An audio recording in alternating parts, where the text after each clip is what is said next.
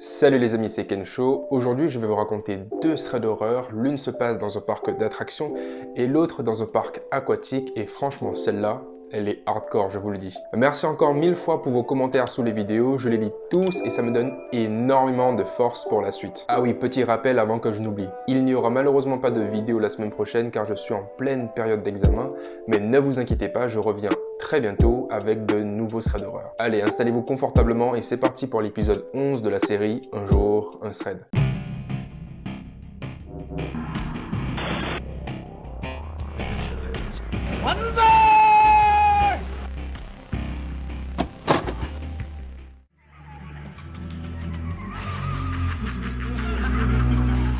La première histoire est celle d'Anaël. Elle travaille dans un parc d'attractions pour enfants et ce jour-là, elle est de service pour gérer la grande roue qui est d'ailleurs très difficile à coordonner. En effet, il faut équilibrer et répartir les mêmes poids sur les cabines opposées de façon à ce que le mouvement de la grande roue ne soit pas perturbé par une erreur de calibrage. Donc Anaël doit constamment arrêter la grande roue afin de faire monter les personnes et s'assurer que la cabine n'atteigne pas sa capacité maximale. Ce jour-là, il fait extrêmement chaud et le soleil est à son point le plus culminant de la journée. Anaël de base est censée rester que 2 heures pour ensuite tourner avec d'autres collègues à elle afin que chacun puisse se familiariser avec toutes les attractions du parc. 1 heure passe, puis 2, 3, 4. Anaël est exposée au soleil depuis bientôt 4 heures sans pause et sans eau pour s'hydrater. Elle attend son collègue qui était censé arriver il y a 2 heures mais personne ne vient changer de poste avec elle. Et elle n'a aucune radio afin de pouvoir contacter ses collègues. Entre les parents qui ne comprennent pas pourquoi ils ne peuvent pas accompagner leur gosse dans la cabine, la bonne répartition du poids et le soleil qui lui tape sur la tête depuis bientôt 4 heures, Anaël est exténuée et elle commence peu à peu à voir flou. Elle est à 2 doigts de faire une insolation quand soudain elle entend des cris stridents en provenance de la grande roue. Anaël lève les yeux et aperçoit avec effroi les cabines vaciller de gauche à droite. Puis tout d'un coup, la grande roue se met alors à tourner du sens inverse en raison d'un poids trop important sur l'un des côtés de la roue. Cela a pour effet de balancer toutes les cabines en sens inverse et ce de façon extrêmement brutale. Anaël est prise de panique, elle essaye d'arrêter la roue à main nue mais elle n'a pas la force physique pour le faire. Et elle ne savait pas comment arrêter le moteur de la grande roue car elle n'a pas été formée à ce niveau-là. Elle se saisit alors de son mégaphone et hurle aux enfants de s'accrocher aux barreaux des cabines afin de ne pas tomber. Heureusement, les cris d'Anaël ont attiré l'attention d'un des superviseurs qui était dans le coin et il est rapidement intervenu afin d'arrêter la grande roue. Anaël lui raconte alors toute l'histoire, les 4 heures passées sous le soleil, le manque d'eau, ainsi que le changement qui n'a jamais eu lieu avec son collègue. Heureusement, personne n'a été blessé sévèrement. Quelques enfants se sont retrouvés avec des bleus sur le corps, mais je pense que le plus gros des traumatismes n'a pas été physique, mais psychologique. Car après ça, je pense qu'ils ne retourneront plus jamais sur une grande roue, croyez-moi. Allez, on passe à la deuxième histoire. Accrochez-vous bien, car elle est assez trash.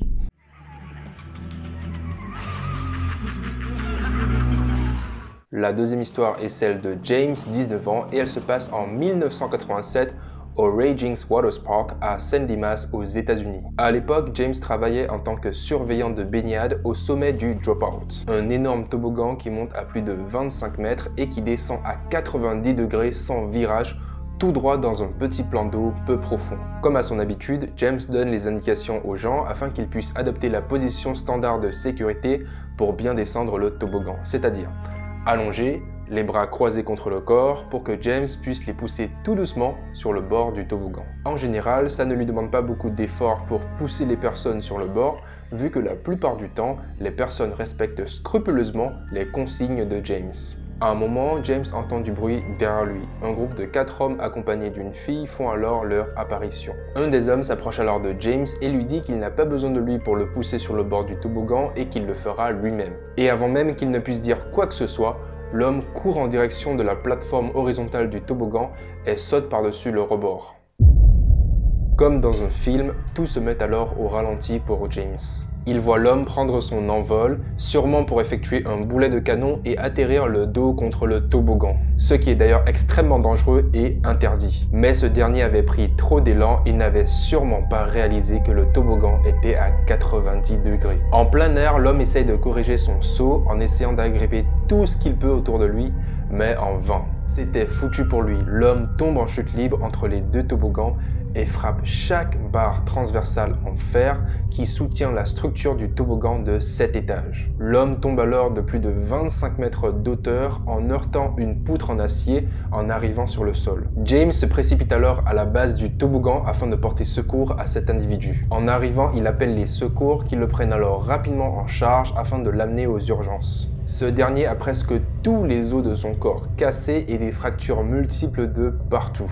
Oui, il a survécu, oui, c'est incroyable après toutes les barres métalliques qu'il s'est mangé en tombant, mais il a quand même fini en fauteuil roulant pour le reste de sa vie. Et comble de la chose, attendez, ce n'est pas fini. Le type a essayé de poursuivre James et le parc en justice afin de demander des dommages et intérêts. Heureusement, il y avait une dizaine de témoins qui ont vu et entendu James crier à l'individu de s'arrêter. Donc aucune charge n'a été portée contre lui ni contre le parc. Et c'est d'ailleurs parce que de nombreuses personnes se sont déjà blessées voire tuées en sautant de ce genre de toboggan qu'ils ont installé cette barre de sécurité latérale que vous voyez partout dans les attractions du même genre. Barre qui désormais ne permet plus de sauter par-dessus le toboggan en prenant son élan comme un gros malade mental.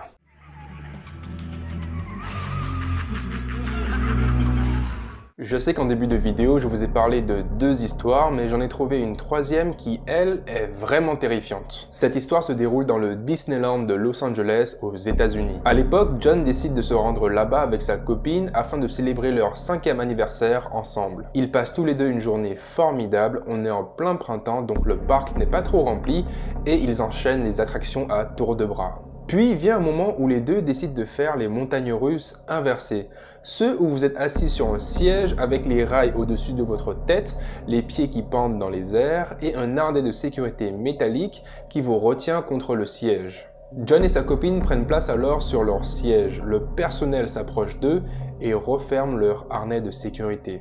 Ils sont tous les deux super excités, ils rigolent et ils se préparent à partir pour 6 minutes d'adrénaline pure. La sonnette annonçant le départ résonne et John serre alors son harnais de sécurité avec ses mains, mais au moment où il s'apprête à agripper son harnais, il remarque que celui-ci n'était plus fixé correctement au siège. Il était desserré et il a fallu à John plus d'1 minute pour comprendre que quelque chose n'allait pas avec son harnais. Mais trop tard, le véhicule avait déjà commencé à bouger et ils prennent alors de l'altitude de plus en plus. John se dit qu'il flippait peut-être pour un rien, il vérifie son harnais, le bouge de gauche à droite, le compare avec celui de sa copine et il se rend rapidement compte que son harnais n'était pas du tout fixé comme il le faut et qu'il était en grand danger. Arrivé au sommet, John se retourne et commence à hurler de toutes ses forces.